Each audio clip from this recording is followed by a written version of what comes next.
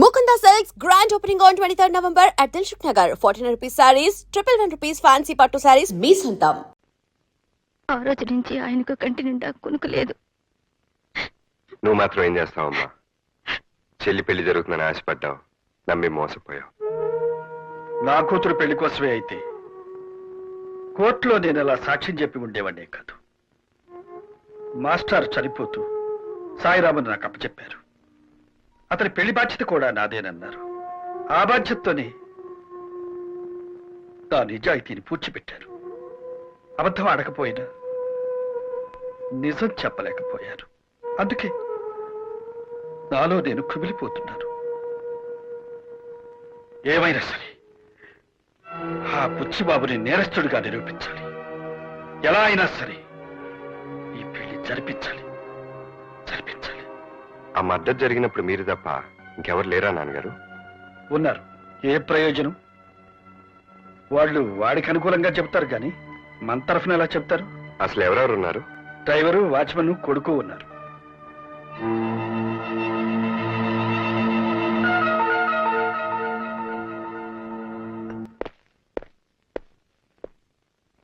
Vincent ఒక్కడిని లేపేయమంటారా, వాడి భార్య బిడ్డలు కూడా లేపేయమంటారా? నో, విన్సెంట్ ఒక్కడిని మర్డర్ చేయండి. వాడే నేను మర్డర్ చేయడం చూసిన సాక్షి. All right. ఏమండి, తొందరగా తలపేసేయండి.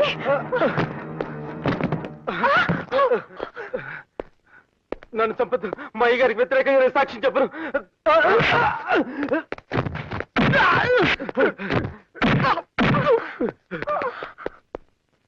నీకేం భయం లేదు విన్సెంట్? ఆ బుచ్చిబాబు గారు నన్ను బతకనివ్వరు. తెలుసు, అందుకే నిన్ను కాపాడడానికి వచ్చాను. ఇంతకీ మీరు? జడ్జి రామ్మోహన్ రావు గారు అబ్బాయిని.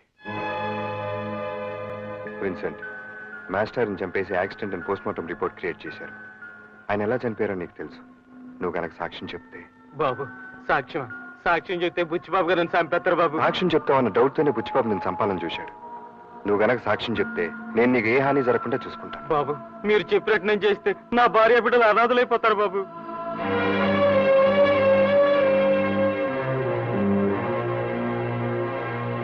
కమిషనర్ గారు, గోపాలకృష్ణ గారి హత్యను యాక్సిడెంట్ అని ఏసీపీ గారు పోస్ట్ మార్టం రిపోర్ట్ సృష్టించారు. అది అబద్ధమని, గోపాలకృష్ణ గారిని బుచ్చిబాబే కాల్చి చంపాడని ఆయన వాచ్మెన్ విన్సెంట్ సాక్ష్యం చెప్పాడు. కాబట్టి ఆ శవాన్ని వెంటనే బయటకు తీసి రీపోస్ట్ మార్టం చేయాల్సిందిగా ఆర్డర్స్ తీసుకొచ్చారు. Mister Madhu, please come in. Good morning sir.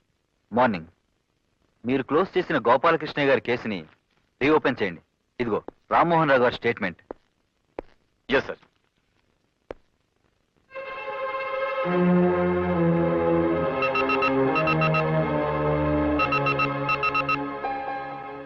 Yes, Gopalakrishna గారి బాడీని రీపోస్ట్ మార్టం చేయించమని కోర్టు నుంచి ఆర్డర్స్తో వచ్చారు మా నాన్నగారు.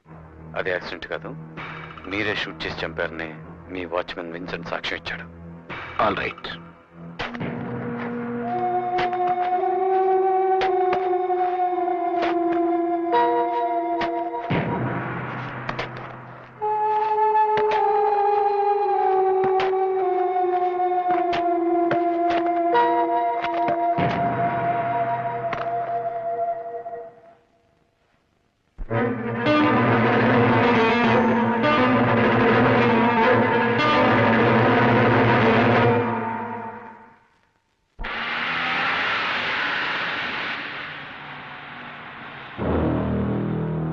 హలో, తండ్రి కొడుకులిద్దరు బాగా దెబ్బతిన్నట్టున్నారు. న్యాయాన్ని పూడ్చిపెట్టడం అంటే ఏమిటో కళ్ళారా చూశారుగా. ఎస్, జడ్జిగా రిటైర్ అయ్యాం. నన్ను రెచ్చగొట్టి జీవితం నుంచి రిటైర్ కావద్దు.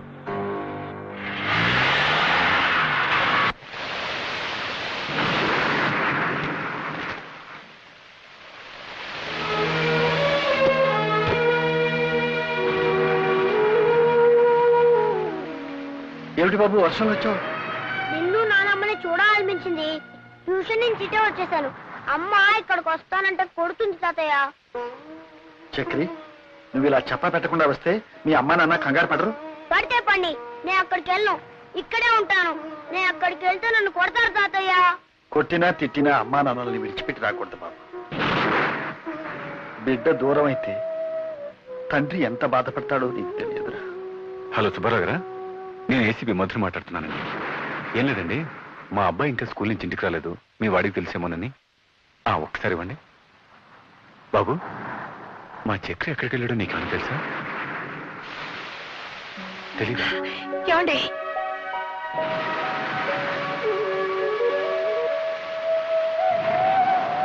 మా బిడ్డను మాకు కాకుండా చేద్దామనా? ఎవరిని అడిగి తీసుకెళ్లారు? దాన్ని ఎవరూ తీసుకెళ్ళలేదు. నేనే తాతయ్య నాన్నని చూడాలనిపించలేను. తల్లిదండ్రులకు ఎలా ఎదురు సమాధానం చెప్పాలో బాగానే నేర్పించారు. కళ్యాణి,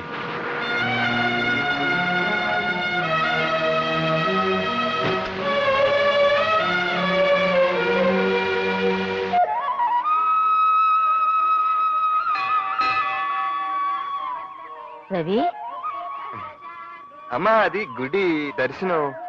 రాత్రి కాళికాదేవి కల్లోకి వచ్చి దర్శనం చేసుకో అని ఒకటే. ఓహో, కాళికాదేవి వెంకటేశ్వర స్వామి గుడికొచ్చి దర్శనం ఇస్తానందా? అదే కాళికాదేవిని విన్నావా? కాదు, అలువేలు మంగాదేవి కల్లోకి వచ్చింది.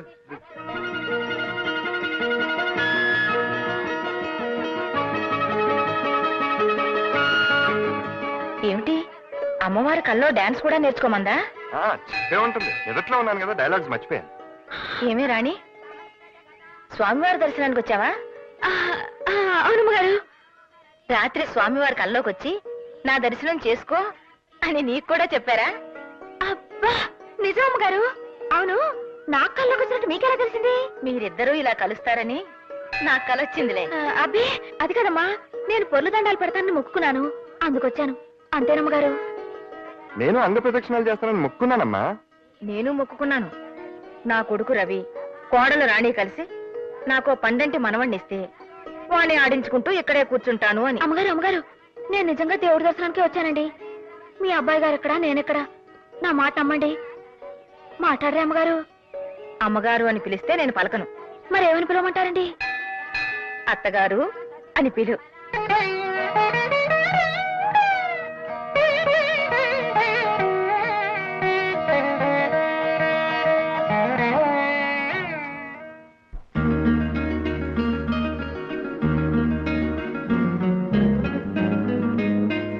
మాట్లాడితే కేసును తిరగదోడుతున్నాడు రామ్మోహన్ రావు. సాక్ష్యం ఇస్తా అన్న విన్సెంట్ ని లేపేశాం. ఇక మిగిలింది బెనర్జీ ఒక్కడే. ఎస్,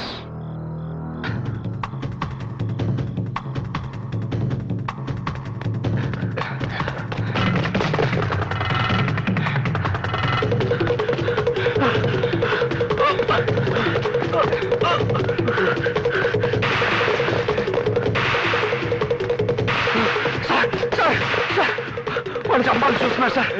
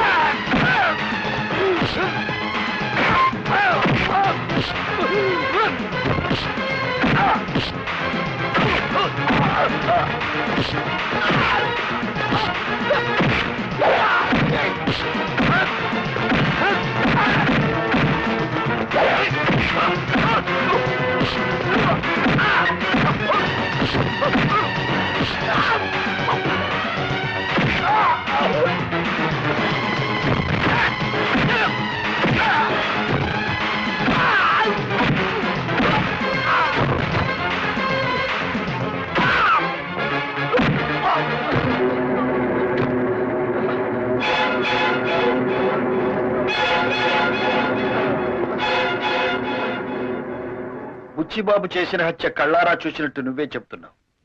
నీకేం భయం లేదు. అదే సాక్ష్యం కోర్టులో చెప్పు. సాక్ష్యం అండి? ఒకవేళ నువ్వు చెప్పపోయిన బుచ్చిబాబు నేను బ్రతకనివాడు తెలుసా? చూడు బెనర్జీ, నీకు నీ భార్యా పిల్లలకి ఏ హాని జరగకుండా నేను చూస్తాను. ధైర్యంగా చెప్పు. నేను సాక్ష్యం చెప్తే ఆయన తప్పకుండా శిక్ష పడుద్దండి.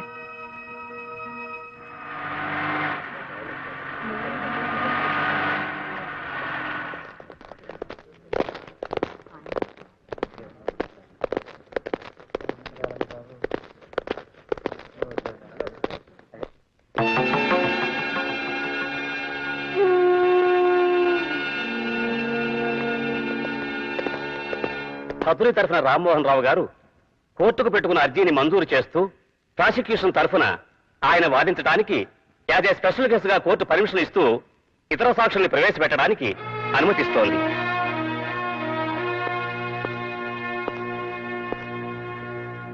నీ పేరేమిటి? బెనర్జీ అండి. నువ్వేం చేస్తుంటావు? బుచ్చిబాబు గారి ఇంట్లో డ్రైవర్ అండి. విన్సెంట్ అనే అతను నీకు తెలుసా? తెలుసండి. చివరిసారిగా నువ్వు అతన్ని ఎప్పుడు చూశావు? కిందటి శనివారం రాత్రి అండి. ఆ రోజు రాత్రి విన్సెంట్ హత్యని కళ్ళారా చూసిన నువ్వు ఆ హత్య ఎలా జరిగింది, ఎవరు చేశారు, కోర్టు వారికి చెప్పు. ఏంటండి? విన్సెంట్ హత్య? చచ్చిపోయాడండి? ఏమిటి నువ్వు చెప్పేది? విన్సెంట్ ని బుచ్చిబాబు చంపడం కళ్ళారా చూశానని పోలీస్ స్టేషన్ లో నువ్వు రిపోర్ట్ ఇచ్చావు. మర్చిపోయావా? మీ చిన్న అబ్బాయి గారు మీరు అలా చెప్పపోతే నా పెళ్ళాం బిడ్డల ప్రాణాలతో ఉంటాను బెదిరించారు కదండి. సార్ మీరే నా పెళ్ళాం బిడ్డలు కాపాడాలి సార్. రామరావు గారు, అది కాదు your honour. Please cool down. జడ్జిగా మీకున్న పేరుని, మీ మీద కోర్టు వారికి ఉన్న గౌరవాన్ని దృష్టిలో పెట్టుకుని ఈ కేసు రీఓపెన్ చేయడం జరిగింది. కానీ మీరు అబద్ధ సాక్ష్యాలు సృష్టించడానికి ప్రయత్నించి తప్పు చేశారు.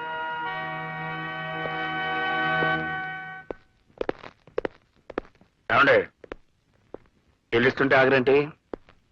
నా మాట విని ఈ కేసు విత్డ్రా అయిపోండి. ఎస్, నేనేమి హంతకుని కాదండి. నోనో, మీరే పట్టు విడవని విక్రమార్కుల్లాగా నా మీద పగబట్టారు. ఈ కేసును తారుమారు చేయాలని మా డ్రైవర్ని మీ మీదకి ఉసుకెళ్ళిపాను. ఎస్, నేనే. చూడండి, మళ్ళీ ఈ కేసు రీఓపెన్ చేయాలని ప్రయత్నం చేశారనుకోండి, మీకు పిచ్చి పట్టిందని మీ పెద్ద అబ్బాయితోనే సాక్ష్యం చెప్పించి మిమ్మల్ని పిచ్చి ఆసుపత్రిలో తోయించారు.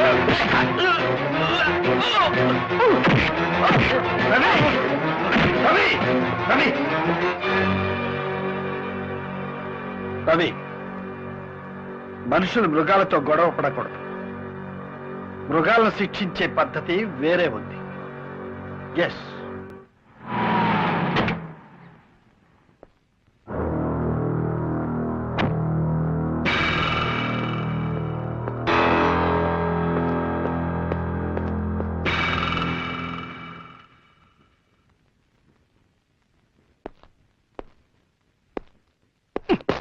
సారీ. All right. ఏమిటి, మీరెందుకు వచ్చారు ఇక్కడికి? కంగారు పడక బుచ్చిబాబు. నన్ను ఎప్పుడు చూసినా అలా బెదిరిపోతావు ఎందుకు? నేను పెళ్లికి పిలవడానికి వచ్చాను. All right. ఎవరి పెళ్లి? నీది కాదు, సాయిరామ్ది. Very good. ఇది తెలివైన పని అంటే. చదివి చూడు, అసలు తెలివైన పని ఏంటో తెలుస్తుంది. నో, సాయిరామ్తో మా అమ్మాయి పెళ్ళని కార్డు వేశారండి. అంటే మా అమ్మాయి ఎక్కడుందో మీకు తెలుసా? నువ్వు దాచిన చోట మాత్రం ఖచ్చితంగా లేదు. నిన్ను తప్పించుకుని మా దగ్గరకు చేరింది. మళ్ళీ నీకు కనపడకుండా ఎక్కడ దాచాలో అక్కడే దాచాం. ముందు వాళ్ళ పెళ్లి జరిపించి, ఆ తర్వాత నీ కూతురుతోనే నీకు వ్యతిరేకంగా సాక్ష్యం చెప్పించి, అప్పుడు నీ పెళ్లి నేనే దగ్గరుండి జరిపిస్తాను. అర్థమైందా? రా బాబు, ఏర్పాటు చేయాలి.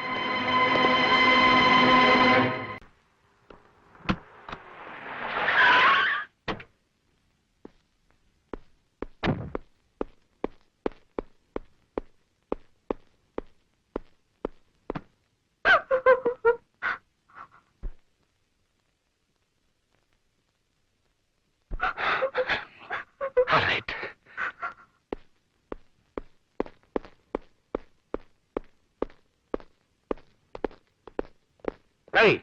ఆ జడ్జి గారు ఏదో ప్లాన్ లో ఉన్నారా? స్వాతితో ఆ సాయిరాం పెళ్లిని శుభలేఖలు అచ్చేసి పంచుతున్నాడు. అమ్మాయి జాగ్రత్త. ఎదుగు బెనర్జీ, వాడు బతుకుంటే మనకి తలనొప్పి తప్పెట్టుగా లేదు. వాడిని తప్ప ఇంకొని పెళ్లి చేసుకుని ఉంటుంది ఆ కూతురు. ఎస్, హాస్పిటల్కి వెళ్ళి వాడిని చంపేసి. All right. Daddy, daddy, daddy, please daddy, Sairam చంపొద్దు డాడీ, ప్లీజ్ డాడీ, సాయిరామ్ అమ్మాయిని తీసుకెళ్ళు. ప్లీజ్ డాడీ, సాయిరామ్ చంపొద్దు డాడీ, సాయిరామ్ చంపొద్దు.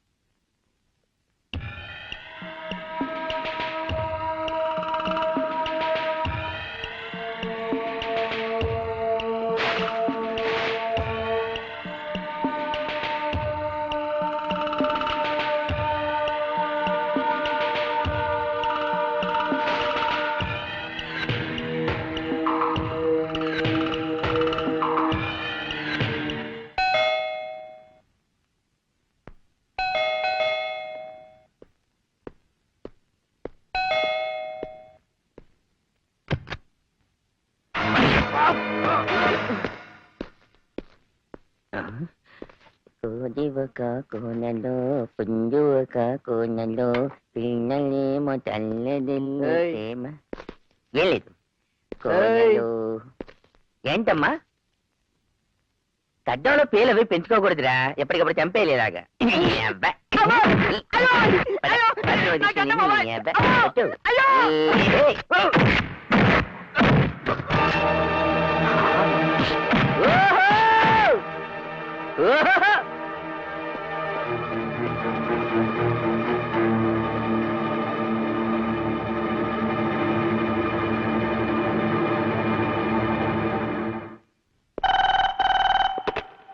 హలో, నా కూతుర్ని నేను దాచిన చోటు నుంచి ఎత్తుకుపోయాడు. ఎస్, రేపు కోర్టులో నాకు వ్యతిరేకంగా సాక్ష్యం చెప్పిస్తాడట మీ నాన్న. అదే గనక జరిగితే కేసు నాతో ప్రారంభమై నీతో ముగుస్తుంది. ఎస్, పోస్ట్ మార్టం రిపోర్టు నువ్వు తారుమారు చేసిన దగ్గర నుంచి వెనక్కి రివైండ్ అయ్యి ఎస్ఐగా నువ్వు నా దగ్గర 10,000 లంచం తీసుకున్న దాంతో ఆగుతుంది.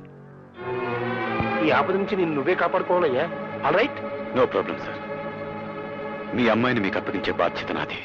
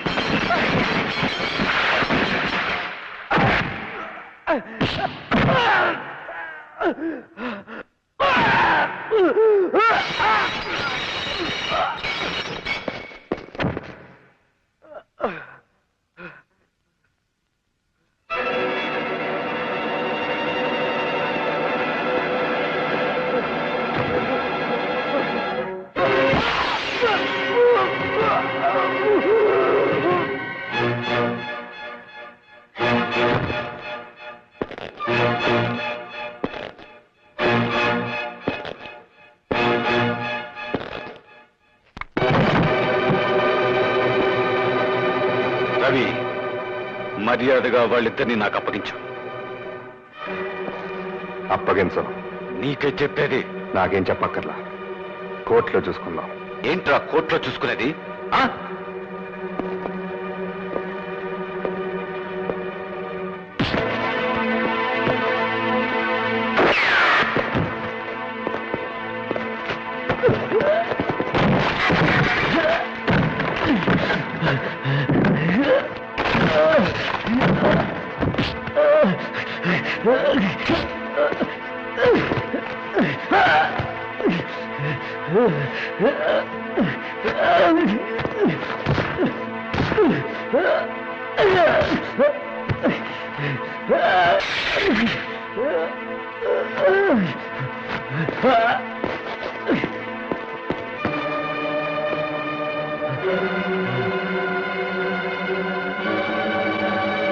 ఎటండి మిమ్మల్ని. నేను బ్రతికుండగా వాళ్ళని తీసుకెళ్ళలేను. నిన్ను చంపి తీసుకెళ్ళమంటావా? చంపుతావా? చంపు, చంపు, దమ్మంటే చంపు.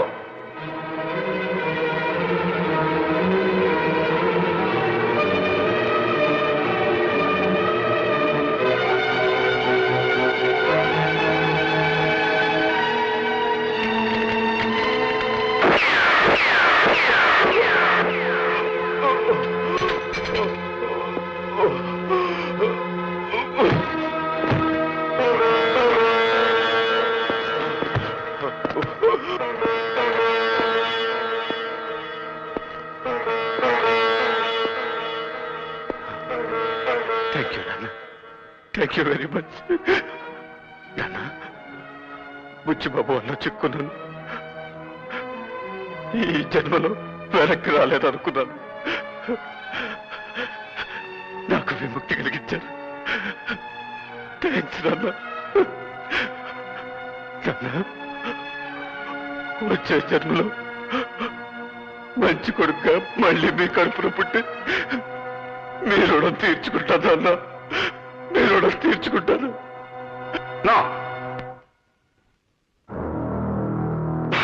నాను, ఒక్క సాయిరామ్ గడి మర్డర్తో పోవాల్సింది ఎన్ని మర్డర్లు చేయాల్సి వస్తుందో. ఆల్ రైట్, ఏం చేస్తాం? నా పరువు కాపాడుకోవడం కోసం ఎన్ని మర్డర్లైనా చేస్తాను.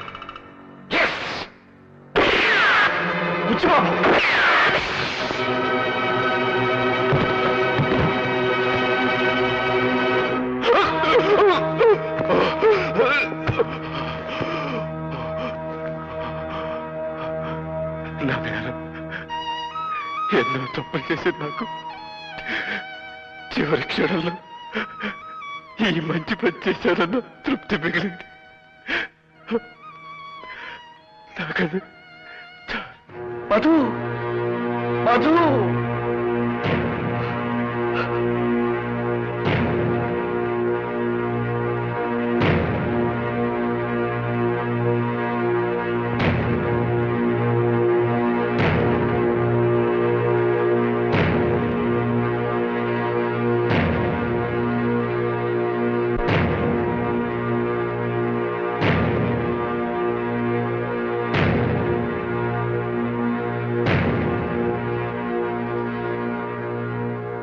ఎన్నో క్లిష్టమైన కోర్టు వ్యవహారాలలో న్యాయమైన తీర్పులు చెప్పిన మాజీ న్యాయమూర్తిని.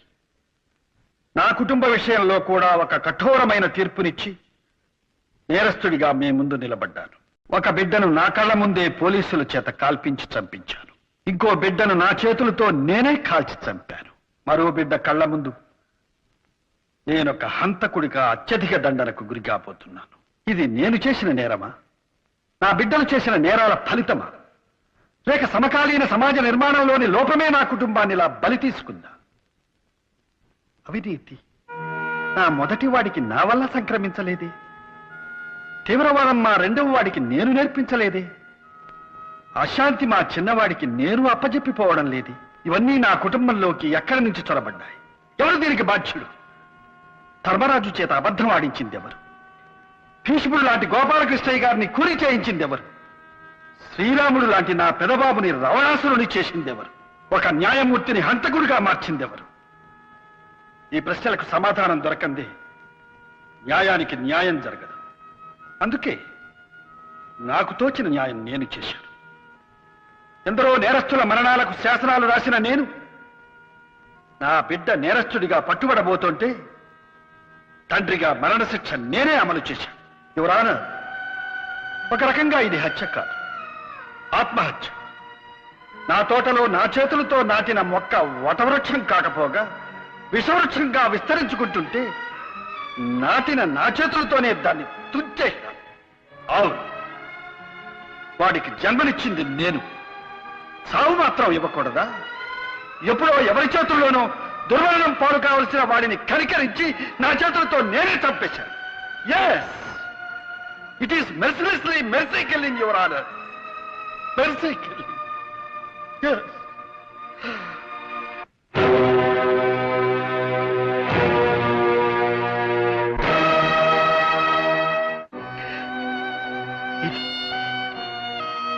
ఏ పుస్తకాలలోనూ ఉండకూడని తీర్పు, ఏ తండ్రి ఇవ్వకూడని తీర్పు, ఈ తండ్రికి పుత్రశోకాన్ని మాత్రమే మిగిల్చిన తీర్పు.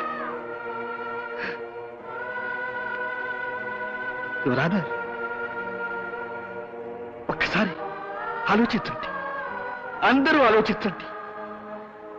కలుషితమైపోయిన ఈ వాతావరణంలో ఈ వ్యవస్థ ఇలాగే కొనసాగితే ప్రతి కొడుకు దుర్మార్గుడిగా మారే అవకాశం ఉంది. అప్పుడు ప్రతి తండ్రి ఇలాంటి తీర్పే ఇవ్వాల్సి ఉంటుంది. ఎస్, నో, అది అలా కాకూడదు, అలా జరగకూడదు, అలా జరగనివ్వకూడదు. Yes, yes.